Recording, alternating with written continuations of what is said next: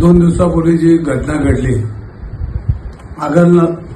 अगरवाल नावाच्या बिल्डरच्या मुलाने 2 मुलांना चिरडून त्यांची हत्या केली आणि त्यानंतर पुणे शहरामध्ये जे वातावरण परिस्थिती अनेक लोकांमध्ये चिंता व्यक्त करत आहेत की पोलीस खात्याने ज्या पद्धतीनं त्या मुलाला आणि त्याच्या वडिलांना लाल कार्पेट टाकून घरी सोडून आले, तर त्याच्यामुळे पुणे शहरात भीतीचं वातावरण निर्माण झालं.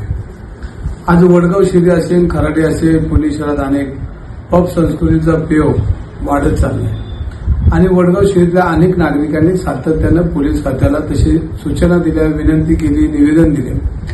पण पोलीस खात्यामध्ये प्रचंड प्रमाणामध्ये पैसा आणि भ्रष्टाचार आणि पब संस्कृती यामुळे येरवडा पोलीस स्टेशन असेल, अनेक पोलीस स्टेशनच्या हद्दीमध्ये बेकायदेशीर पब त्यांना कुठल्याही परवानग्या नाही आणि कुठल्याही त्याच्यामध्ये शासकीय धोरणामध्ये ते पब बसत नाही.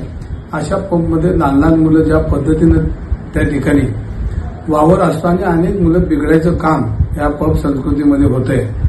आणि अशा वेळेला कालच पोलिसांनी प्रचंड प्रमाणात पैसा घेऊन त्या आरोपीला सोडून देण्यात आलं. जी कलमं टाकायला ती टाकली नाही, उलट त्यांना सन्मानाने घरी सोडलं. त्यामुळे खरी सुई तपास अधिकारी जे असतील त्यांच्याकडे ही सुई जाते. आज सन्माननीय आपल्या महाराष्ट्राचे गृहमंत्री देवेंद्र फडणवीस आज पुणे पोलीस आयुक्तामध्ये आलेले आहेत. मी त्यांचं मनापासून स्वागत करतो आणि त्यांना विनंती करतो की या प्रकरणामध्ये पब संस्कृती पुण्यातली संपली पाहिजे. पुणे हे विद्येचं माहेरघर आहे आणि या विद्येच्या माहेरघरामध्ये पुणे शहरामधनं अनेक विद्यार्थी आज इथं शिक्षणाला येत आहेत आणि पुणे हे शांततेचं माहेरघर असलेलं आज अशा पद्धतीनं पुणे शहरामध्ये जी पुणे शहराला काळिंबा लागणाऱ्या घटना रोज आणि सातत्यानं घडत जातात याची पूर्णपणे जबाबदारी पोलीस खात्यांची आणि आपण सक्त पोलिसांना आज सूचना दिल्या पाहिजे.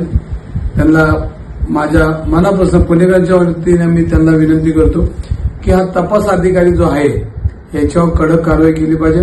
याच्याबरोबर या तपास अधिकाऱ्यांनी ज्याचे ज्याचे वरिष्ठांचे सल्ले घेतले आणि करोडो रुपयाचा व्यवहार ज्या पद्धतीनं येरवडा पोलीस स्टेशनमध्ये झाला याची पूर्णपणे चौकशी करून आपण यांना शासन केलं पाहिजे. दुसरी एक विषय असा आहे की अगरवाल नावाचा हा बिल्डर याची माहिती घेतली असताना अनेक त्याचा बांधकाम व्यवसायामध्ये त्यांनी अनेक इमारती या पुणे शहरामध्ये बांधलेल्या आहेत आणि त्याच्यामध्ये पुणे महानगरपालिकेच्या अनेक बांधकाम नेमवलेला त्यांनी फाटा देऊन त्याच्यामध्ये प्रचंड प्रमाणामध्ये पैसा कमवण्याचा उद्योग ह्या बिल्डरने केला. तिथेही महानगरपालिकेचं स्ट्रक्चर रिपोर्ट आणि अनेक गोष्टीची माहिती घेतली असता ह्या अगरवाल नावाचा इसम हा पूर्णपणे सरकारी नियमांना किंवा नियमाप्रमाणे कुठले जे जे व्यवसाय नाहीत याची चौकशी माननीय फडणवीस साहेबांनी करावी.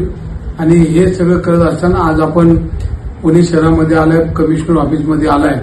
मी तुमचं मनापासून स्वागत करतो आणि पुणेकरांना दिलासा देण्याचे आदेश आज त्यांनी द्यावेत, जेणेकरून वडगाव शिरी असेल, कोरेगाव पार्क असेल, भोगाव असेल आणि पुणे शहरामध्ये जे ग्रुप हॉटेल असतील त्याच्यावर कारवाई करावी.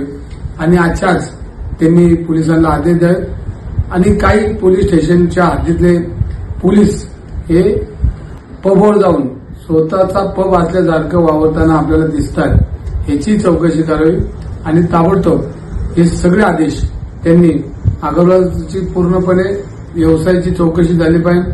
अगरवालने ज्या पद्धतीनं पोलीस स्टेशनमध्ये वावर होता, पिझ्झा पार्टी करून गेला, त्याची चौकशी झाली पाहिजे आणि संबंधित अधिकाऱ्यांना ताबडतोब कारवाई करून त्यांच्यावर गुन्हे दाखल करावे अशी मी विनंती करतो.